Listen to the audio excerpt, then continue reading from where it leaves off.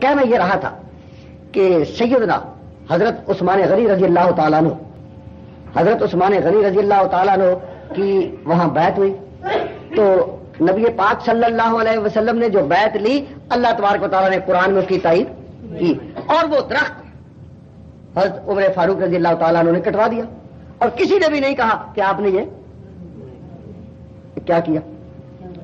حضرت عثمان غنی رضی اللہ تعالیٰ عنہ روانہ ہوئے، مکہ مکرمہ پہنچے، تو جب وہاں پہنچے مشرکین مکہ کہنے لگے کہ ہم آپ سے بات چیت کرتے ہیں، جو بھی سیاسی گفتگو ہونی تھی کرتے ہیں، تو اب جب آپ آ ہی گئے اور احرام ہے تو آپ طواف کر لیں خانہ کعبہ کا، سامنے کعبہ ہے، حضرت عثمان نے احرام باندھا ہوا ہے، گفتگو کرنے کے لیے آئے ہیں، مشرکین اجازت دے رہے ہیں کہ آپ بیعت کر لیں، لیکن حضرت عثمان رضی اللہ تعالیٰ عنہ فرماتے ہیں کہ نہیں، یہ کیسے ہو سکتا ہے کہ آقا تو وہاں منتظر بیٹھے ہوں اور میں یہاں طواف کروں۔ ہم اسی مکہ کو چھوڑ کر گئے تھے، لیکن آج ہمارا آقا یہاں نہیں، تو عثمان سے ما کان عثمان ان یطوف بالبیت، اب عثمان سے نہیں ہو سکتا کہ وہ طواف کرے۔ میں بھی ہے، مینا بھی ہے، ساغر بھی ہے، ساکی نہیں۔ آج وہ ساکی یہاں موجود نہیں، ہم کیسے کر لیں؟ میں بھی ہے، مینا بھی ہے، ساغر بھی ہے، ساکی نہیں۔ جی میں آتا ہے، لگا دیں آج میں خانے کو۔ ہماری زندگی ہی کیا ہے؟ میں نہیں طواف کرتا، ہماری زندگی نہیں جب تک آقا یہاں نہ ہو۔ اور روایت میں آتا ہے کہ یہ تو حضرت عثمان جواب دے رہے تھے، ادھر حضور اکرم صلی اللہ علیہ وسلم کو صحابہ نے کہا کہ اے اللہ کے پاک پیغمبر، عثمان کے تو مزے ہو گئے نا، آج ہم یہاں کھڑے ہیں اور وہ تو طواف کر رہے ہوں گے، خانہ کعبہ کا طواف کر رہے ہوں گے۔ تو حضور نے کہا کہ نہ، ما کان عثمان ان یطوف، یہ عثمان سے ہو ہی نہیں سکتا کہ وہ طواف کرے میرے بغیر۔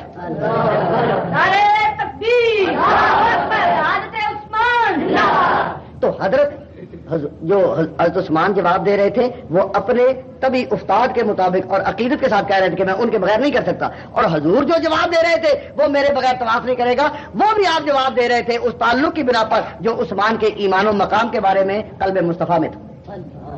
یہ وحی کے ذریعے اطلاع نہیں تھی کہ عثمان میرے بغیر نہیں کرے گا، نہ، وہ جو تعلق تھا محبت کا، اس کی بنا پر حضور کا احساس یہ تھا کہ میرے بغیر وہ طواف نہیں کرے گا۔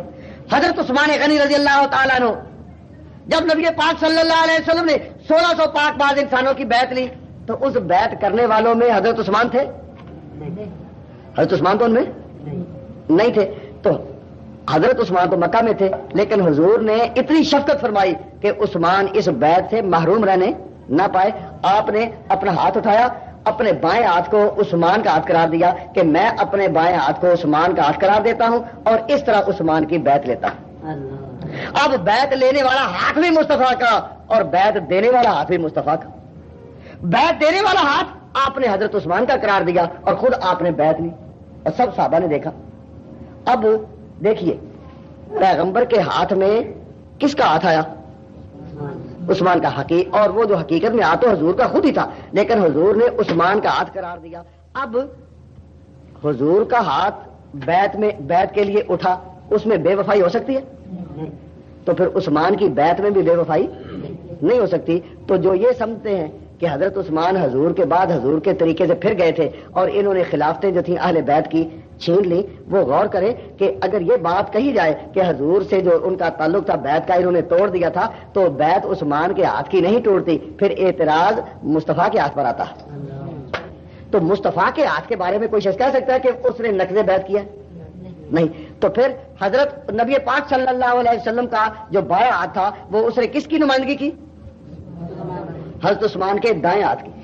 تو پھر حضور نے، حضرت عثمان نے بھی دائیں ہاتھ کی اتنی عزت رکھی کہ حضرت عثمان فرماتے ہیں، امام ابن ماجہ نے اپنی سنن میں نقل کیا کہ فرمایا حضرت عثمان رضی اللہ تعالیٰ عنہ نے کہ ما مسست ذکری بیمینی منذ بایعت بها رسول اللہ صلی اللہ علیہ وسلم، کہ جب سے میں نے حضور کی بیعت کی میں نے اپنا یہ ہاتھ اپنی شرمگاہ کو نہیں لگایا، کہ انسان کا سطر کا حصہ جو پردے میں ہوتا ہے، میں نے یہ ہاتھ اس حصے کو لگنے نہیں دیا احترام مصطفیٰ میں، کہ جو ہاتھ حضور کے ہاتھ میں جا چکا یا جس ہاتھ کی نمائندگی حضور کر چکے، اب وہ ہاتھ بھی پر نہیں لگے گا۔ ما مسست ذکری بیمینی منذ بایعت بها رسول اللہ صلی اللہ علیہ وسلم او کما قال رضی اللہ تعالیٰ عنہ۔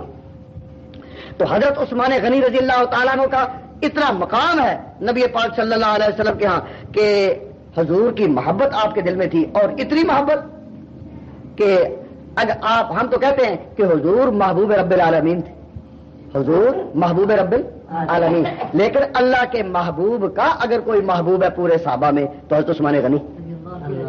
آپ نے فرمایا اللہ خبردار ہو جاؤ، ان لکل نبی رفیق، ہر نبی کا کوئی نہ کوئی جنت میں ساتھی ہے، وہ رفیقی فی الجنت عثمان، اور جنت میں میرا ساتھی عثمان ہوگا۔ تو حضور نے عثمان کو کہا کہ وہ جنت میں میرا ساتھی ہوگا۔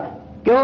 ہو سکتا ہے کہ اللہ تبارک اور اللہ تبارک و تعالیٰ جانتے تھے کہ دو ہستیاں ہیں جن کو حضور کے ساتھ دنیا میں میت ملے گی ظاہری طور پر، وہ کون تھے؟ ابو بکر و عمر۔ یہاں تک کہ قبر مبارک میں بھی، روضہ میں بھی حضور کے ساتھ وہ دونوں ہیں، ابو بکر و عمر۔ تو آپ نے اس خیال سے کہ ان دونوں کو جب جگہ ملے گی میرے پاس، اور عثمان کی جگہ تو میرے پاس نہیں ہوگی، وہ تو علم الہی میں مقدر تھا کہ جنت البقیع میں ہوگی، تو نبی پاک صلی اللہ علیہ وسلم نے جہاں قبر کی منزل تو یہاں ہے، آگے جنت کی زندگی فرما دی کہ رفیقی فی الجنت عثمان، کہ جنت میں میرے ساتھ وہ ہوگا، تاکہ اس کا دل نہ ٹوٹے، وہ یہ نہ کہے کہ وہ دو تو وہ مقام پا گئے اور میں وہ مقام پا نہیں سکا۔ آقا نے خبر دی وہ رفیقی فی الجنت عثمان، کہ جنت میں میرا ساتھی جو ہے وہ عثمان رضی اللہ تعالی عنہ